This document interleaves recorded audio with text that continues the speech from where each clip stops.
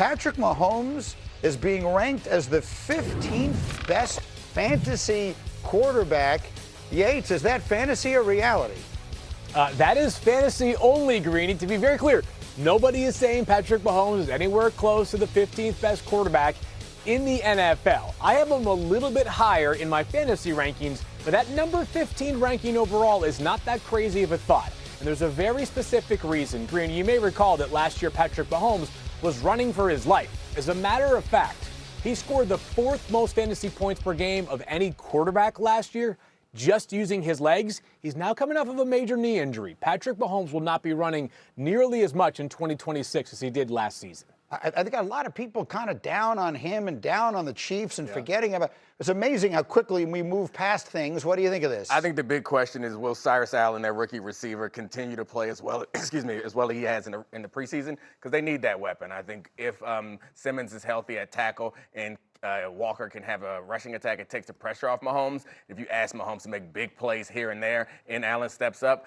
And they need to hit on defense. Peter Woods and Mansour Delane on defense. If those two draft picks hit, I think this team can be competitive. There's a lot of ifs and ands. So many ifs and ands. So many. But, Greeny, I don't think it's as much doubt on Patrick Mahomes himself. I think it's more doubt about the cast that surrounds him being so similar to what we saw a season ago outside of Kenneth Walker III. And I agree with you on Cyrus Allen. We're talking about a rookie 5th-round receiver being able to be an impactful player on the offensive side of the ball for them to be explosive and be the team that we've seen them be in the past. Graziano, what sense are you getting out of there? You did that tour. You're talking to him and everybody else. What sense are you getting about Mahomes as he gets set to play on that Monday nighter against Denver? Yeah, all indications have been positive so far. I don't know if he's going to play in that last preseason game. My guess is probably not. But they feel like he's been able to do everything they've asked him to do. It's pointing toward a Week 1 return, even though the Chiefs haven't come out and said that. Their priority has been keeping him safe. So far, they haven't put him in any situations where he'd be in harm's way. But obviously, that is coming at some point. And Mahomes seems ready for it. When I was there, Greeny, he was testing the thing out, trying to see if he could move around, throw, move around to his left and throw, move around to his right and throw, trying to see if he has all the strength back in that. But so far, he has checked every box. Let me go back to Field Yates on the next one here. If I said, if you have the number 1 pick in your fantasy draft, you should take Jahmyr Gibbs, is that fantasy or reality? Well, for Greeny, me personally, it is fantasy. I'm taking Bijan Robinson, but I would say this is like if you had the chance to flip a coin 100 times, it might land on heads 52 times and tails 48 times. So it's not that I feel decidedly different about Jahmyr Gibbs and Bijan Robinson, but I would take Bijan number 1 overall for the simple reason that over the past 2 seasons, these two guys in their apex as players, Bijan Robinson has had more games with 20 plus fantasy points than Jahmyr Gibbs, and fewer games with 10 or fewer fantasy points. Now, circumstances have changed for each of them this year. Neither of them has a legitimate backup running back behind them as they did the past couple of seasons. But it's splitting hairs. I lean towards Bijan Robinson. The data on ESPN.com has told us that clearly drafters prefer Jahmyr Gibbs, as his ADP is 1.5 overall. 2.5 is Bijan Robinson's ADP as of right now. Yeah, I think people maybe have more faith in the Detroit offense to score touchdowns than the Atlanta offense to score touchdowns. The Lions last year, it's almost like a season that didn't even happen. Yeah. And they went from being great to like just completely forgotten about. They finished last in the division. Are they a team that we should be paying more attention to? Absolutely. They're going to have one of the easier schedules in the NFL this year.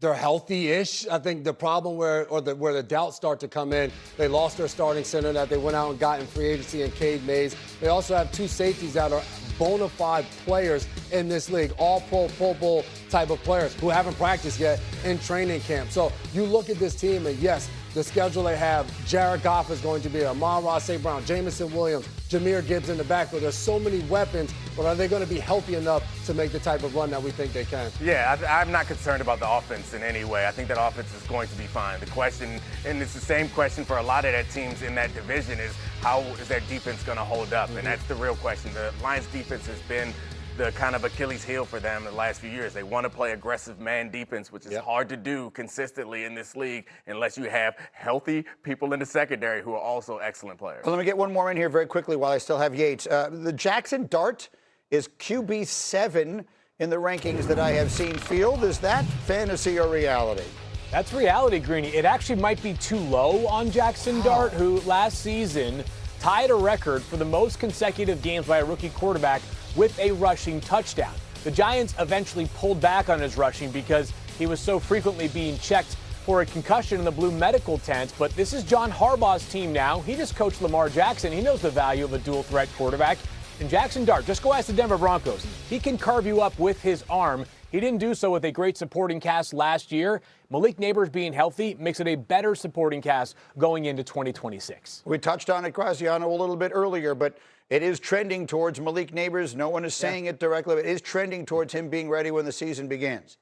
Yeah, he has come quickly throughout training camp. They've been very impressed. It was a surprise. Go back to late July when they didn't put him on PUP to start training camp. That indicated that the time he'd spent rehabbing in late June, early July had been incredibly productive. And then seeing him out there yesterday without the red no contact jersey, that's a significant step forward. It is very possible that they'll have Malik Neighbors early in the season, possibly week 1, and that he'll be a lot closer to the version of himself we saw before he got hurt last year. That would be massive for the Giants. And then a final one that I'm ad-libbing right now for you, Field Yates. Who is the HRJ this year? Who is the highest-rated Jet on fantasy boards? Where are you going there? The answer is Breece Hall, Greeny. Breece Hall, who, of course, is perhaps a touch uncertain to play in week 1, although Aaron Glenn continues to say with confidence that he does expect him to be ready. It is Breece Hall who, the downside for Breece Hall is, of course, that touchdowns are going to be harder to come by in this offense. But it is a legitimately good offensive line, and he is an incredibly talented running back. He's my RB16 overall. All right, Field Yates, get some more coffee. Keep this thing rolling. The fantasy marathon continues. He was out at practice yesterday without the red no-contact jersey that he's been wearing all through camp. So that represents a step forward in the work that they will allow him to do in practice. All the reports since training camp started on Malik Neighbors have been positive. Earlier in the offseason, things sounded very bleak, but I'm told by Giants people that in the time between the minicamp and training camp, he really dedicated himself to his rehab on a little bit of a different level. They were even surprised when they came to training camp, kind of shape he was in. It's entirely possible we see Malik Neighbors week 1 and that he's a lot closer to full strength than we expected him to be. Which sounds great, and obviously we're getting a Scattaboo and all that kind of stuff back, and they added an offensive lineman. Yeah. Who was it said in the meeting this morning they're a little worried about Jackson Dart? It was me. I was a little concerned about Jackson Dart. When you take a look back at last season, there was a lot more with his legs than you anticipated, and you understand that this team, like the weapons, aren't as much. Well, Malik Neighbors is a special player. Right. There's like 5 or 6 guys in the league that he changes a lot, right? Yeah, that's my point. Yeah. He goes out there, that helps Jackson Dart a lot. So that is something I'm looking forward to. Hopefully he's at full strength. The sooner he's there, the easier life gets for everybody on that team. Let me get another receiver in here. Dan Graziano, what is the latest with the Eagles and Makai Lemon? He was back at practice yesterday after missing most of training camp with a hamstring problem. This is their first-round pick, a player they're expecting to play a large role in the offense, primarily as a slot receiver, but not exclusively. The thing with Makai Lemon is he's a rookie who missed a huge chunk of training camp and is therefore behind in learning and mastering the offense. So the Eagles are working to see if they can get him up to speed and ready for week 1 or early in the season. That's a concern for me. Not only, to Graz's point, missed training camp, but he missed time during OTAs in the spring with the same hamstring injury. So on an offense where the quarterback's learning something brand new, you have a rookie receiver who's still learning not only the offense, but how to be a pro in the NFL with high expectations of what he can do in the middle of the field. This is concerning because you want to have that guy out there building reps in a connection with Jalen Hurts. And that's on top of, we don't know how good he actually is yet. That's reps that you need, and you want your quarterback to feel comfortable. A quarterback who does not feel comfortable attacking that area of the field, that's why you bring that player in. The time that they spend together is so valuable between now and the time the season kicks off. All right, this entire Run the Hurry Up is wide receiver driven. Dan Graziano, the Texans make a move they needed to make yesterday. Trading for Patriots wide receiver Kayshon Boutte in the wake of the Jaden Higgins season-ending injury. Texans needed help at receiver. Boutte is a player that has been sort of available all offseason. He has 1 year left on his contract, and the Patriots hadn't made a move to extend him, so he wasn't in their future plans. They get a player back, a safety, and Houston, and a pick into the 2028 draft. but Houston looking to bolster its receiving core around C.J. Stroud, not wasting any time. It's a critical season. It's a make or break on some level season for C.J. Stroud, who showed so much promise coming in. Does this feel like enough to you, Neek, to sort of get them where they want to be? I absolutely think so. I mean, I think we have to take into account how good this defense is. And it feels like that window, we talk about windows in football like suddenly shutting. Their window is open as it's going to get. They have a good quarterback. They had two really great receivers in, or at least we thought Higgins was heading that direction when he got hurt. And the way that they demonstrated, they went out and got booty quickly.